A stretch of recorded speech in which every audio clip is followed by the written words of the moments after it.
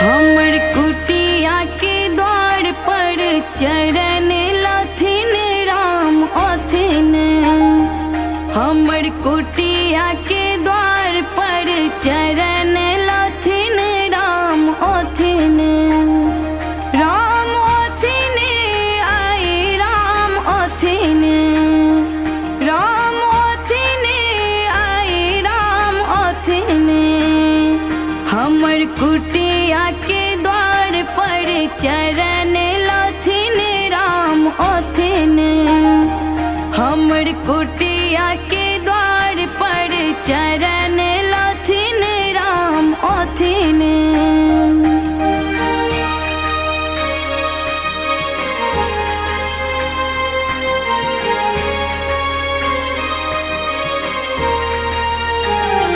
राम ओथिन तो अंगना सजायब हम, हाथ अरिपन दीप के जलायब हम।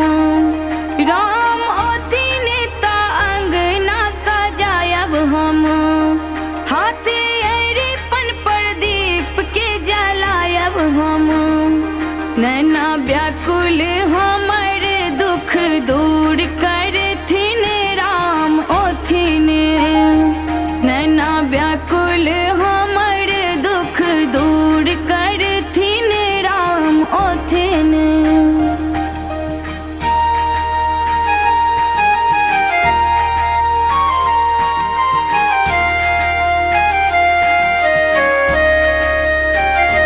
राम झूलथिन त झूलना झूलब हम, मीठ मैथिली में भजन सुनाब हम।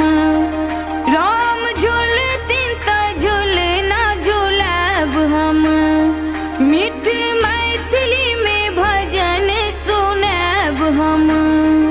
अपन हाथ सा आशीष दऽ देथिन राम ओथिन। हमर कुटिया के द्वार पर चरण लथिन राम ओथिन।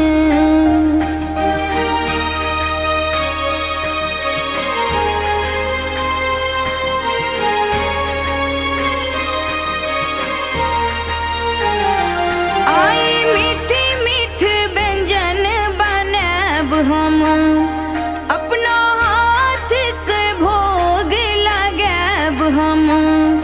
आई मीठ मीठ व्यंजन बनाब हम, अपना हाथ से भोग लगाब हम। सिया जनक दुलार संग साथ ओथिन राम ओथिन। हमर कुटिया के द्वार पर चरण लथिन राम ओथिन। राम ओथिन आई राम ओथिन। राम ओथिन आई राम ओथिन।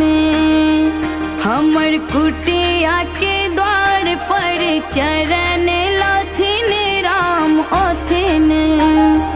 हमर कुटिया के द्वार पर चरण